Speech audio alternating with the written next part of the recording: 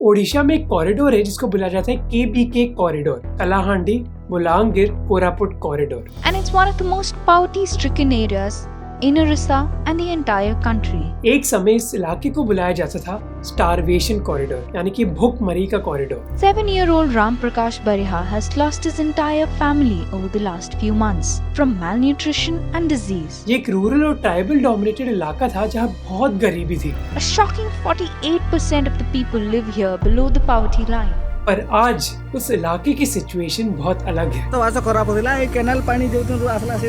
2020 की एक state government report ने दिखाया कि अब उधर फूड सरप्लस है। अगर आप ओडिशा का इतिहास देखोगे तो आपको ऐसी ही कई कहानियां मिलेंगी। 1999 में ओडिशा हमारे देश की सबसे गरीब स्टेट थी जहां 47% लोग गरीब थे। इमेजिन करो कि एक स्टेट के करीब आधे लोग गरीब हैं। स्टेट सरकार की हालत इतनी खस्ता थी कि वो अपने एम्प्लॉइज को सैलरीज भी नहीं दे सकते थे। इसका अंजाम था कि स्टेट सरकार को कर्ज लेना पड़ा। सिचुएशन इतनी बुरी हो गई थी कि 1998 में RBI ने भी मना कर दिया था कोई भी कर्ज देने के लिए स्टेट सरकार को। पर फिर कुछ बदलाव हुआ। 2002 और 2022 के बीच ओडिशा की ग्रोथ रेट नेशनल एवरेज से ज्यादा थी। लिटरेसी रेट और एजुकेशन के इंडिकेटर्स में भी बहुत इम्प्रूवमेंट आई। कई लोग इस चीज का श्रेय देते हैं एक आदमी को, नवीन पटनायक। पर ओडिशा सरकार ने ऐसा किया क्या जिसकी वजह से ये बदलाव हमें देखने को मिला? इस वीडियो को स्पॉन्सर किया स्टेबल मनी ने, जहां आप फिक्स डिपॉजिट्स कंपेयर और बुक कर सकते हो बस 3 मिनट में। इसके बारे में आगे मैं आपको बताऊंगा। इस पूरी कहानी को समझने के लिए पहले हमें ये समझना होगा कि ओडिशा इतना गरीब हुआ कैसे, जिस चीज के लिए हमें ओडिशा के इतिहास में जाना होगा। एक कारण जिसकी वजह से ओडिशा इतना गरीब था वो था कि कई लोगों की नजर रही थी ओडिशा पर, उस पर कंट्रोल आजमाने के लिए। बंगाल के नवाब्स हो, मुगल्स, मराठास या फिर अंग्रेज। चालुक्य डायनेस्टी के मुकुंद देव ओडिशा के आखिरी हिंदू राजा थे, पर उन्होंने 2 ऐसी चीजें करी जिससे सुलेमान कुरानी को गुस्सा आया। कौन था सुलेमान कुरानी? बंगाल का एम्परर। पहली चीज, मुकुंद देव ने सुलेमान के दुश्मन इब्राहिम सुर को प्रोटेक्शन दी, और दूसरी चीज उन्होंने एक अलायंस बनाई सुलेमान के दुश्मन बादशाह अकबर के साथ, जिसके बाद बंगाली आर्मी ने मुकुंद देव के एम्पायर में इन्वेड किया और मुकुंद देव 1568 में मारे गए एक ट्रेटर या फिर अपने गद्दार के हाथों, रामचंद्र भांजा। सुलेमान कुरानी की आर्मी में एक जनरल था काला पहाड़, जो उड़ीसा के इतिहास में बहुत फेमस है, पर अच्छे कामों के लिए नहीं। जब बंगाली आर्मी ने ओडिशा में इन्वेड किया तो काला पहाड़ ने कई मंदिरों को डिस्ट्रॉय किया। जब अफगानी बंगाल आर्मी ने ओडिशा पर कंट्रोल लिया तब मिडीवल ओडिशा की इंडिपेंडेंस खत्म हो गई। जिसके बाद ओडिशा में कई लोकल रूलर्स तो थे, पर उनको कंट्रोल कोई और करता रहा। इसका मतलब था कि वो मानो कठपुतली बन गए थे। 16वीं सदी में बादशाह अकबर ने दाऊद कुरानी को मात दी और ओडिशा में मुगल रूल स्टार्ट हुआ। डॉक्टर मानस कुमार दास के हिसाब से अकबर के अलावा दूसरे मुगल सुल्तान्स के दौर में ओडिशा में केओस और कंफ्यूजन रहा और कई मंदिरों को भी डिस्ट्रॉय किया गया। वो कहते कि गवर्नर का रोल इतनी बार बदला गया कि सरकार ढंग से चल ही नहीं पाई। अब क्योंकि ओडिशा बे ऑफ बंगाल के पास था, उधर से बहुत एक्सपोर्ट ट्रेड होता था, स्पेशली अनाज और कपड़ों का। जैसे 1663 में ईस्ट इंडिया कंपनी को एक परमिशन मिली थी एक नवाब से, जिससे उन्होंने 2 ब्रिटिश फैक्ट्री सेटअप करी। पहली थी बंगाल के जगत सिंहपुर में और दूसरी थी ओडिशा के बालासोर इलाके में। पर ये जो एक्सपोर्ट ट्रेड था उस पर धीरे धीरे एक बहुत गहरा असर पड़ा। जब मुगल शासन कमजोर होने लगा, ओडिशा बंगाल के निजाम्स के हाथ आ गया 18वीं सदी में, जिसके बाद आए मराठास। नागपुर के रघुजी भोसले ने 18वीं सदी में ओडिशा पर कब्जा किया। मराठा रूल के दौरान रिलीजियस फ्रीडम तो बहुत बड़ा ओडिशा में। इनफैक्ट उनके राज्य में पुरी के मंदिरों में पूरे देश भर से कई लोग आए, पर इस रूल के दौरान इकोनॉमी ने स्ट्रगल किया। भवानी चरण रे ने 1956 में लिखा कि मराठा इन्वेजन की वजह से कपड़ों के ट्रेड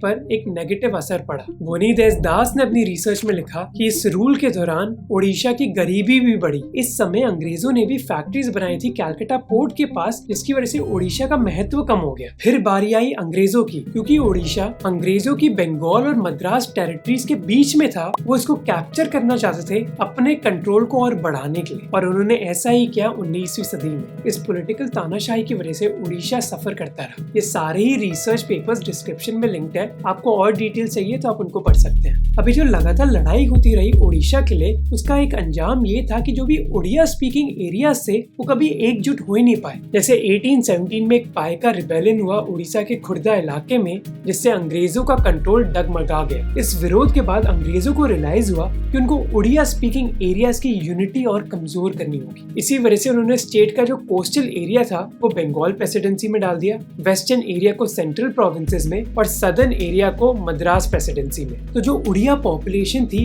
इन तीनों प्रोविंसेस में एक माइनॉरिटी बन गई। अब क्योंकि ये उड़िया स्पीकिंग रीजन्स एक बड़े प्रोविंस का पार्ट थे, उनको कभी प्रायोरिटी मिली ही नहीं। जैसे 19वीं सदी में अंग्रेजों ने 8 टीचर्स अपॉइंट करते बालासोर में, पर उनमें से 6 बंगाली थे और बस 2 उड़िया। अगर स्कूल के टीचर्स बच्चों की लोकल भाषाएं नहीं बोल पाएंगे तो बच्चे कितना ही सीख पाएंगे। अंग्रेजों के रूल के दौरान कई एक्सपर्ट ने उड़ीसा की ज्योग्राफी को ब्लेम किया उसकी गरीबी के लिए। जैसे उड़ीसा की कोस्ट लाइन पर कई साइक्लोन्स ने हिट किया। जैसे 31 अक्टूबर 1831 को एक बहुत बड़े साइक्लोन ने उड़ीसा के कई सॉल्ट मैन्युफैक्चरर्स को तबाह कर दिया। 1866 में उड़ीसा में एक फैमिन या फिर अकाल भी आया जहाँ 27% पॉपुलेशन मारी गई। पर ज्योग्राफी हर चीज के लिए जिम्मेदार नहीं थी। कई इंडियन रिसर्चर्स ने दिखाया कि सरकार का एटीट्यूड भी जिम्मेदार था। जैसे पहली चीज थी कि उपज हो नहीं रही थी, पर उस चीज के दौरान भी अंग्रेजों ने एक्सपोर्ट करना स्टार्ट कर दिया। 1855 और 1864 के बीच धान का एक्सपोर्ट 500% से ज्यादा बढ़ा। उड़ीसा का चावल मद्रास भेजा जाता था, यहाँ तक कि फ्रेंच कंपनीज भी उड़ीसा का चावल खरीदने लग गए। दूसरी चीज थी होर्डिंग। उड़ीसा डिवीजन के कमिश्नर ने कहा कि गांव के महाजन और जमींदार ने फैमिन के दौरान चावल अपने पास रखा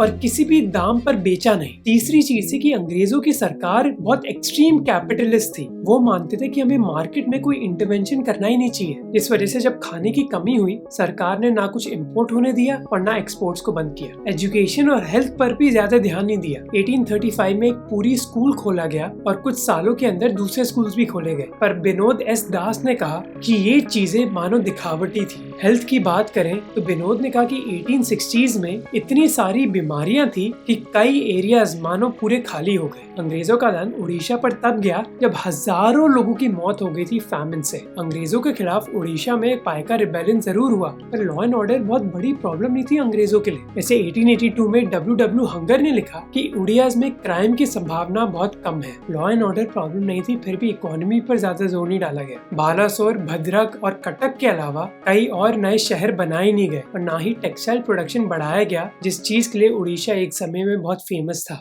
1936 में अंग्रेजों ने उड़ीसा को एक सेपरेट प्रोविंस बनाया, पर गरीबी इतनी ज्यादा थी कि सरकार पर फाइनेंशियल बोझ बहुत ज्यादा था। इस चीज को सॉल्व करने के लिए प्रोविंस को अंग्रेजों से मदद मांगनी पड़ी और गवर्नमेंट ऑफ इंडिया ने उनको करीब 40.5 लाख रुपए दिए, पर इससे ज्यादा फायदा हुआ नहीं। प्रॉब्लम ये थी कि उड़ीसा में ज्यादा रेवेन्यू था नहीं, जबकि उनको खर्च करने की बहुत जरूरत थी अपनी गरीबी की वजह से। पैसे बचाने की वजह से कई बार सरकार को अपने खर्चे कम करने के लिए सैलरीज तक कट करनी पड़ी। उड़ीसा के रेवेन्यू जरूर बढ़े वर्ल्ड वॉर 2 के दौरान, पर अगर आप दूसरी प्रोविंसेस से कंपेयर करोगे तो उड़ीसा का रेवेन्यू उस हद तक बढ़ा नहीं। समस्या ये थी कि वो प्रोविंसेस जो ज्यादा डेवलप्ड थे उनको और पैसा दिया गया और गरीब प्रोविंसेस को बहुत कम। इस वजह से उड़ीसा की गरीबी कभी खत्म ही नहीं हुई। आजादी के बाद भी यही समस्या थी। 1948 और 49 में उड़ीसा में 24 छोटी प्रिंसली स्टेट्स मिलाई गई। उड़ीसा की जो टेरिटरी थी वो और बड़ी हो गई और पॉपुलेशन 1.5 गुना बढ़ गई। ये प्रिंसली स्टेट्स भी अंडर डेवलप्ड थी और सोशल स्पेंडिंग इधर बहुत कम थी, तो उड़ीसा में और टेरिटरीज आ गई जिनको मदद की और जरूरत थी,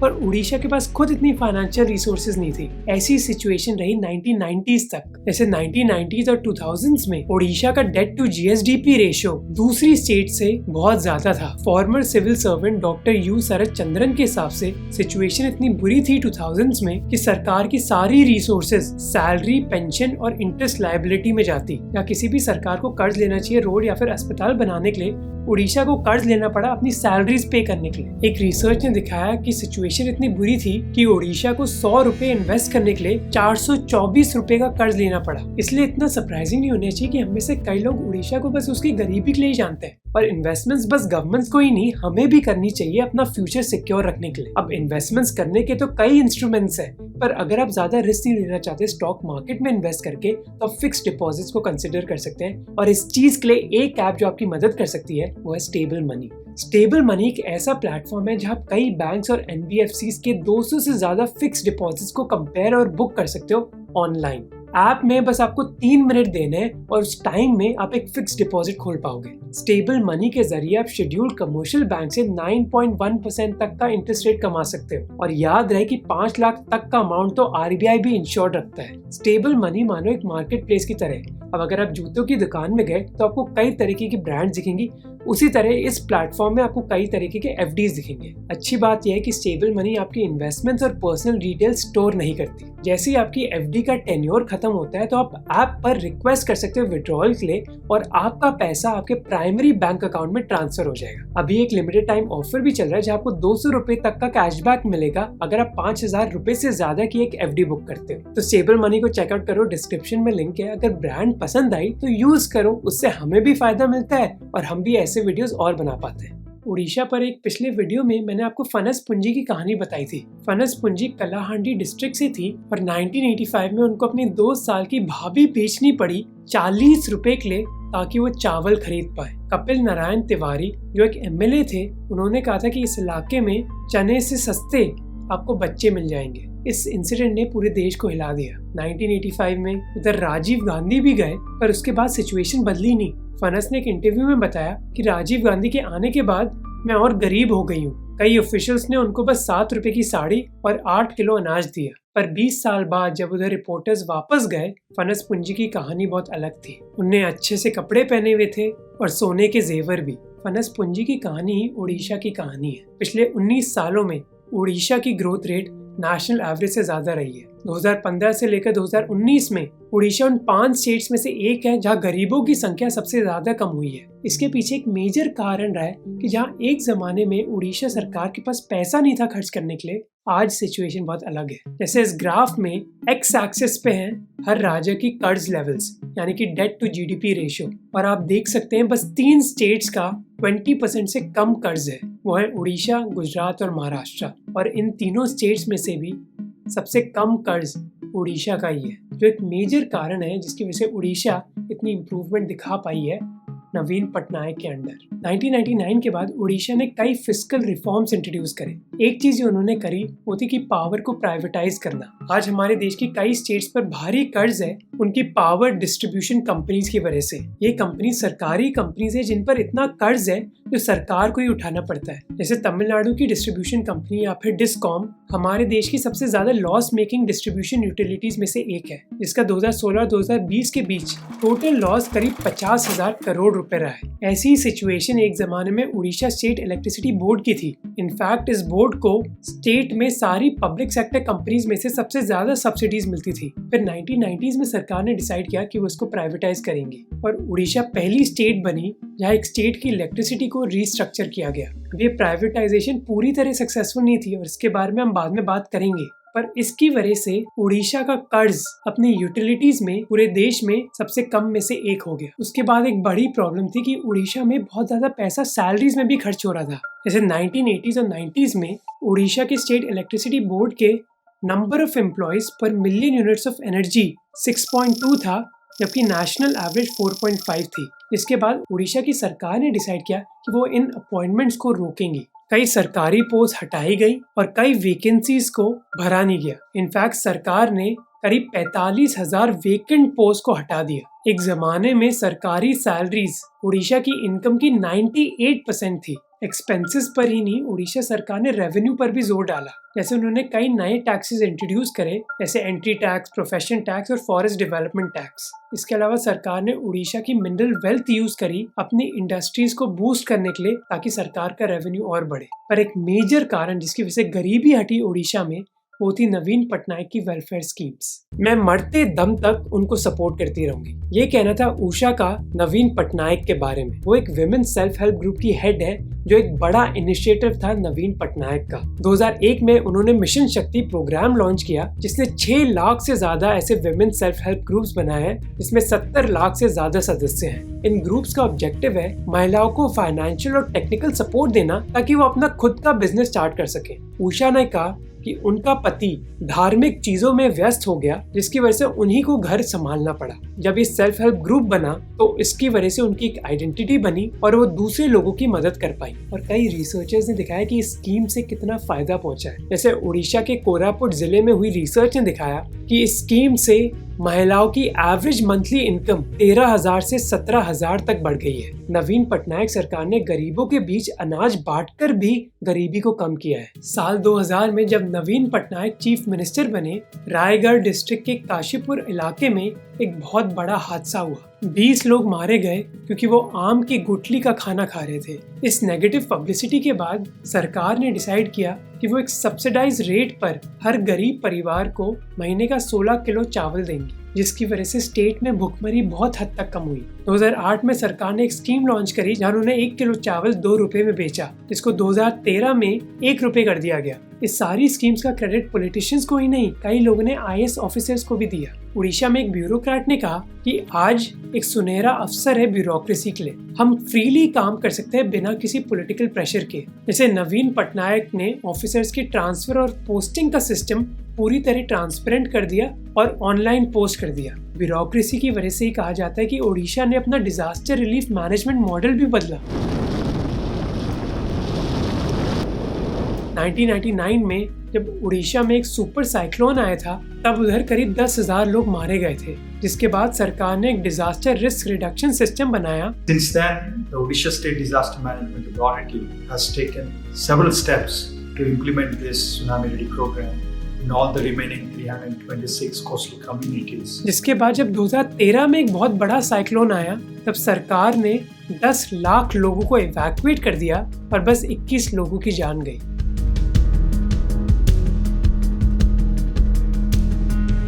पर इसका मतलब ये नहीं कि उड़ीसा में सारी प्रॉब्लम सॉल्व हो गई हैं। पुरानी प्रॉब्लम्स के साथ साथ नई प्रॉब्लम्स भी क्रिएट हुई हैं। जैसे एक क्रिटिसिज्म जो किया जाता है नवीन पटनायक सरकार का, वह कि उड़ीसा अब एक IAS स्टेट बन गई है। जुलाई में उड़ीसा के देवगढ़ में 20,000 लोग इंतजार कर रहे थे। वेन्यू में बस 12,000 लोग फिट आ सकते थे, पर 20,000 लोग उधर जमा हो गए एक आदमी को देखने के लिए। ये आदमी था कौन? नवीन पटनायक? नहीं, उनके प्राइवेट सेक्रेटरी और IAS ऑफिसर VK पांडियन। आपने शायद उनका कभी नाम सुना नहीं होगा, पर कई लोग मानते हैं कि उड़ीसा सरकार का वही चेहरा है। कुछ लोग उनको बॉसमैन बुलाते हैं, वहीं दूसरे लोग उनकी गाड़ी पर अंडे फेंकते हैं। YouTube पर उनके वीडियोस को 1 मिलियन से ज्यादा व्यूज मिलते हैं और Instagram पर भी उनके फॉलोअर्स 1 मिलियन है।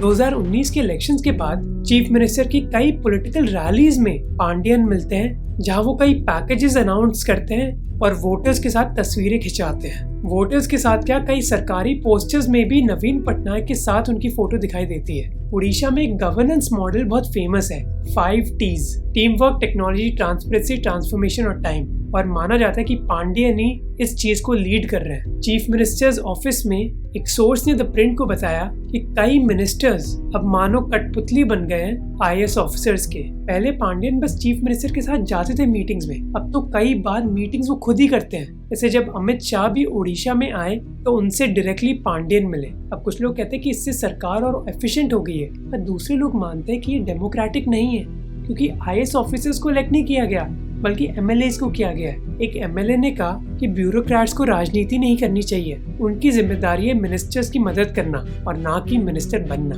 कुछ लोग मानते हैं कि पांडियन अब राजनीति में घुसना चाहते हैं और क्योंकि नवीन पटनायक की हेल्थ कमजोर हो रही है, इस वजह से वही इस लीडरशिप वैक्यूम को वो फिल करेंगे और ये अटकलें शायद सही साबित हो रही है। Odisha Chief Minister Naveen Patnaik, Secretary and trusted IAS officer VK Pandiyan took voluntary retirement on Monday. He has been appointed as chairman of 5T, which was a transformational initiative, and Nabeen Odisha in the rank of a cabinet minister as well.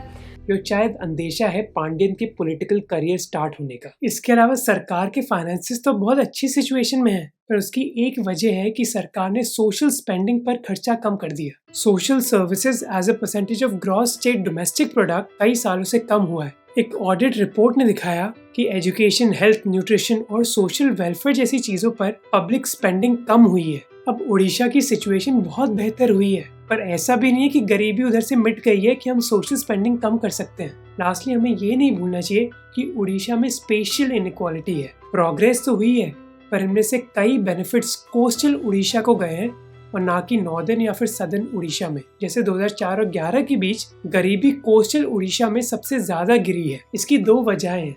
जो service sector है वो सबसे ज्यादा coastal Orissa में ही पाया जाता है, जहां उड़ीसा के बड़े शहर लोकेटेड है। इसके अलावा माइनिंग का जो सेक्टर है वो भले ही ओडिशा के दूसरे भागों में है, पर फायदा कोस्टल ओडिशा को ही पहुंच रहा है और इसकी एक मेन जड़ करप्शन है। रिसर्च ने दिखाया कि वो डिस्ट्रिक्ट्स जहाँ शेड्यूल ट्राइब और शेड्यूल कास्ट की पॉपुलेशन ज्यादा है, उधर गरीबी भी ज्यादा है। इसके अलावा जो डिस्ट्रीब्यूशन कंपनीज को प्राइवेटाइज किया था हमने, उसकी वजह से सरकार का कर्ज तो कम हो गया, पर सारी समस्याएं खत्म नहीं हुई। मार्च 2015 में उड़ीसा सरकार ने पावर सेक्टर के 3 प्राइवेट लाइसेंसेस को कैंसिल कर दिया क्योंकि इन कंपनीज की बैलेंस शीट में भारी नुकसान था।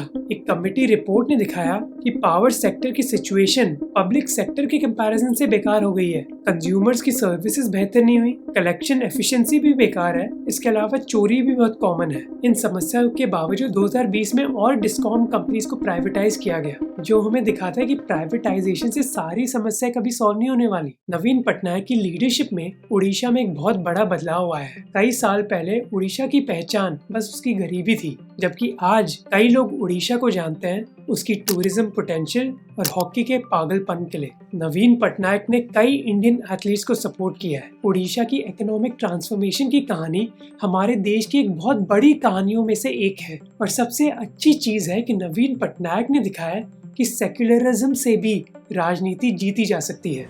Christians on a dharna outside the Odisha Assembly on Sunday to condemn the atrocities committed against their community during the last 7 days of communal violence in Kandhamar. 2008 में उड़ीसा सुर्खियों में आया था रिलीजियस वायलेंस की वजह से। उस वक्त नवीन पटनायक ने वादा किया था कि उनके खून का हर बूंद सेक्युलर है। अब उन्होंने पूरी जगन्नाथ मंदिर की ट्रांसफॉर्मेशन के लिए उन्होंने कई करोड़ों रुपए खर्च करे हैं, पर इसके साथ ही साथ उन्होंने स्टेट की कई माइनॉरिटीज को सपोर्ट किया है। उनकी पार्टी के एक एमपी ने कहा कि वो पहले चीफ मिनिस्टर बने जो पोप फ्रांसिस से मिले। अबू धाबी में वो शेख जायद ग्रैंड मस्जिद भी गए और आते समय पूरी रथ यात्रा भी अटेंड करी। उनकी बॉडी की हर हड्डी सेक्युलर है।